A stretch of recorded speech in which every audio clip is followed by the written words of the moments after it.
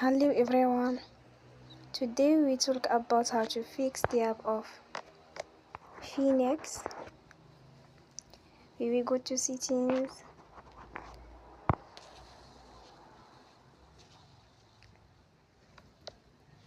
then we click on apps. After that we will search the app Phoenix and we click. You will on for stop. After that you will go to storage, then we click on clear cache. In the end you will turn your Wi-Fi and you will turn again. Don't forget to support us by like and subscribe. See you next time and thank you for watching.